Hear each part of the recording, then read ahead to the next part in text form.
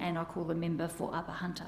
Thank you, Madam Temporary Speaker, and I stand to make a contribution on the Reproductive Healthcare Reform Bill.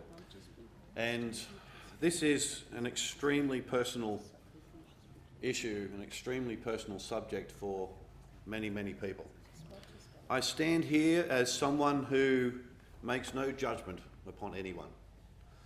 You learn in life as you go through life and you come across people with all sorts of circumstances for reasons well beyond your knowledge nor ability to understand why they've made decisions that they've made. We must respect that. We don't always understand people's situations. And I'd like to set from the outset that I completely and utterly support women in their choice to do what they feel is best at any given point in time. And the issue of abortion is very real and warranted. In circumstances where, for example, and there's been many instances given here throughout this debate, where rape or domestic violence and other issues have been central to why a female may have been becoming pregnant in the first place. I'd like to note, in my view, that I don't believe that this should be a political issue. I don't believe that this should be about left or right idealism within politics, or what we as a society understand politics to be. Politics, in fact, is about human nature. While ever there are humans on this world, then we're all going to be political in some way, shape or form. Every family, every office, every classroom, everywhere you go, there's politics, not just in a place like the New South Wales Parliament. But overarching, my views are about one thing and one thing only. And it's about humanity. It's purely and utterly about humanity. Humans are a wondrous thing that we'll never get to understand, I'm sure. We'll go through our lives and we'll try our very best to understand what humans are all about. Individuals often go through their life and not understand themselves what their life's been about. But nevertheless, it is a wondrous thing and a wondrous gift that has been bestowed upon us to be able to walk this earth in the first instance. Humans aren't perfect, not in any way, shape or form. I'm not, you're not, no one here is. And we shouldn't ever expect that humans should be perfect. It's okay to make mistakes. It's okay to make decisions that possibly, at some point, you may regret. And that's okay. It's about learning. And to that point, I want to give an experience or talk about an experience of my own life. Now, my mother, my biological mother, was in a marriage where it was far from perfect. Apparently, my biological father was an alcoholic and all sorts of issues going on. My mother miscarried before me, and she also lost another child after me through SIDS, cot's death, who was 6 weeks old at the time. But I was born in Crown Street Women's Hospital here, and I was born as a result of a series of decisions that were made by my biological mother at the time.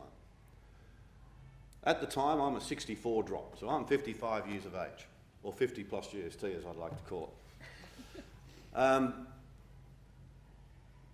At that time, there was little or no support for women in terrible situations like my mother was in. And she, rightly so, would have struggled with the issue of, do I or don't I abort? Well, she made her decisions, rightly or wrongly, and as a result, I was adopted, not aborted. And I know that I'm not the only person in this parliament who was adopted. And I know that others in this world have been given the opportunity to live, have been given the opportunity to grow, make mistakes, experience life, test our boundaries, stand against the establishment, do all the wonderful things that we'd like to do as humans, to set ourselves up for a life that as an individual we believe will be fulfilling, comforting and rewarding, not only for us as individuals, but for those around us. I've got 2 kids myself. I love them dearly. I'm extremely proud of them. And they too have had, and no doubt will continue to have, their hardships. And as the member for Wyong mentioned before, as a father, regardless of what happens to them, I will always, and so will their mother, always support them in their choices, whether we agree with them or not from time to time, and the circumstances in which they choose or they find themselves in from time to time. And how many others, Madam Speaker, may be in the same position as I am? How many others may have been given the opportunity through adoption, as opposed to abortion, to be able to experience the wonders of life, to be able to do all the things that we as humans, with all of our frailties, can and be afforded to do. Madam Speaker, I've had many people in my electorate contact me, and the vast majority, and I'm estimating it's about 85 to 90% in that range, are urging me to not vote for this particular bill. I said when I came into this place, on issues of morality, such as this bill, and I call this an issue of morality, taking the technical aspects aside, I will represent the views of my electorate and the vast majority of my electorate. And as a result of this, I will not be voting for the bill in its current form.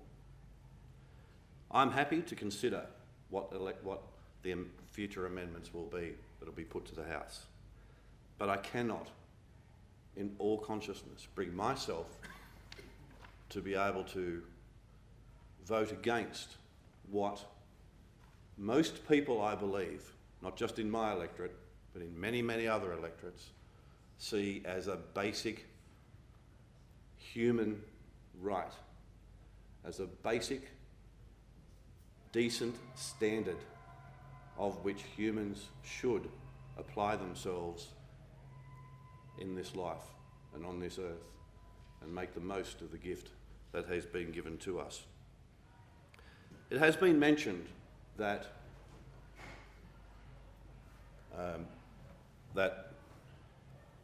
it's legal now, and it is legal now to have abortions, but there is a legal option and there's also an unlawful option.